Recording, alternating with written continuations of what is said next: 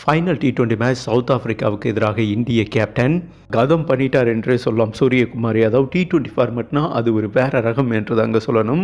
அசால்ட்டாக என்ன சொல்கிறது, சதம் கன்வெர்ட் பண்ணிடுறாருங்க. ஒரு 50 பந்தில் 8 சிக்ஸர் 7 பவுண்ட்ரி வீசினாப்பில் அண்டு சதம் கன்வெர்ட் பண்ணாருன்னு வைங்களேன். ஜெய்ஸ்வால் சிறப்பான தொடக்கம் 60, இந்தியா 201 ரன் ஸ்கோர் பண்ணாங்க. மற்ற பேட்ஸ்மேன்கள்லாம் பார்த்தீங்கன்னா தைடதத்தம் தான், யாருமே சரியாக ப்ளே பண்ணல.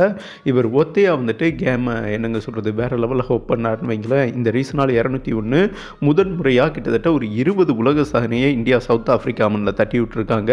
சூரியகுமார் யாதவ், அதாவது என்னங்க சொல்கிறது, ரோஹித் சர்மா, மேக்ஸ்வெல், கிர்ஸ்கைல் இவங்களோட 12 வருட சாதனையை வந்துட்டு அசால்ட்டாக வெறும் 3 வருடத்தில் பிரேக் பண்ணியிருக்காருங்க. இவங்க ஒரு 12 வருடம் கழித்து தான் 12 வருட ஆண்டில் ஓவரால் 4 சதம் T20 ஃபார்மெட்டில் அடிச்சிருக்காங்க. இவர் வெறும் என்னங்க சொல்கிறது ஒரு 3 வருடத்துக்குள்ளே ஒரு 79 இன்னிங்ஸில் வந்துட்டு 4 சதம் கன்வெர்ட் பண்ணியிருக்காரு. ஒரு மிகப்பெரிய ஹிஸ்ட்ரி.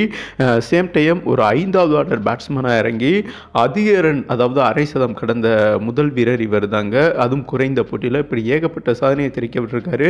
ஒரு கேப்டனாக சவுத் ஆஃப்ரிக்கா மண்ணில் சவுத் ஆஃப்ரிக்காவை 106 ரன் வித்தியாசத்தில் வின் பண்ணது இதுவே முதல் முறை. இப்படி சொல்லிக்கிட்டே போகலாம். சாதனை மேல் சாதனை வந்துட்டு சூரியகுமார் யாதவ் தெரிவிக்க விட்டுருக்காரு. சவுத் ஆஃப்ரிக்கா மண்ணில் சவுத் ஆஃப்ரிக்கா வின் பண்ணுவது மிகப்பெரிய கடினம். செகண்ட் மேட்ச் நீங்கள் பார்த்துருப்பீங்க, ஓகேவா? பட் அப்பேற்பட்ட டீமை சுருட்டி போட்டது யாருன்னு கேட்டிங்கன்னா நம்ம குல்தீப் யாதவ் தாங்க. அவரோட பிறந்த நாள் அதுமா பர்த்டே பாய் வந்துட்டு வேறு லெவலில் பிரித்து எடுத்துட்டார் என்றே சொல்லலாம். ஃபைஃபர் பண்ணாருங்க. அவரோட சுழலில் வந்துட்டு அப்படியே மூழ்கிட்டாங்க என்றே சொல்லலாம் சவுத் ஆஃப்ரிக்கா பேட்ஸ்மேன்கள். 96 ரனில் வந்துட்டு ஆல் அவுட், ஓகேவா? 106 ரன் வித்தியாசத்தில் இந்தியா பிரம்மாண்டமாக வின் பண்ணி என்னங்க சொல்கிறது T20 சீரீஸை வந்துட்டு ஈக்குவல் பண்ணதை விட நம்ம அந்த சீரீஸை வின் பண்ணிட்டோம் என்று தான் சொல்லணும். ஏன்னா தோல்வி கேப்டன் மார்க்ராம் என்ன சொல்லியிருக்காருன்னா, அதாவது நாங்கள் இப்படி ஒரு தோல்வி எங்கள் மண்ணில் தோத்தது கிட்டத்தட்ட என்ன சொல்கிறது இந்த சீரீஸை விட்டதுக்கு சமம். இந்த தொடரை வந்துட்டு முழுமையாக இந்தியா தான் கைப்பற்றி உள்ளார்கள். அந்தளவுக்கு திறமையாக ப்ளே பண்ணியிருக்காங்க. பட் எங்கள் சொந்த மண்ணில் நாங்கள் நினச்ச அளவுக்கு சிறப்பாக ப்ளே பண்ணல. எங்கள் சொந்த மண்ணில் 96 ரனில் ஆல் அவுட் ஆவது எங்களுக்கு மிகப்பெரிய கேவலம் என்றும் அவர் மென்ஷன் பண்ணியிருக்காருங்க. இந்த தொடரை வந்துட்டு ஓவரால் அதாவது ஆதிக்கம் செலுத்தினது டீம் இந்தியா தான். அவங்களுக்கு சல்யூட் பண்ணார்.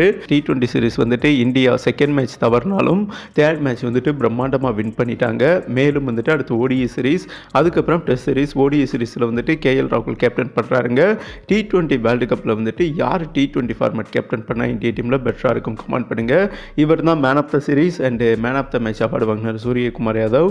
ஆனால் man of the series award அவர் வாங்கிட்டாரு. Man of the match award வந்துட்டு குல்தீப் யாதவ் கையில் தான் கொடுத்தாரு. மிகப்பெரிய சவுத் ஆஃப்ரிக்கா டீமை சவுத் ஆஃப்ரிக்கா மண்ணில் ஜெயிப்பது அவ்வளோ சாதாரண விஷயம் இல்லை. அவர் அந்த 5 விக்கெட் எடுக்கலன்னா டெஃபினட்டாக நாங்கள் மேட்ச்க்குள்ளே வந்திருக்க முடியாது. அவருக்கு தான் அந்த அவார்டு போய் சேரன்னு 2 பேரும் ஷேர் பண்ணிக்கிட்டாங்க. சூரியகுமார் யாதவோட அந்த பெருந்தன்மையை காமித்தது என்றே சொல்லலாம். இந்த மனசு தான் சார் கடவுள்னு சொல்லுவாங்க இல்லையா, அந்த மாதிரி அவரோட செயல் என்னங்க சொல்கிறது வேறு லெவலில் இருந்தது என்றே சொல்லலாம்.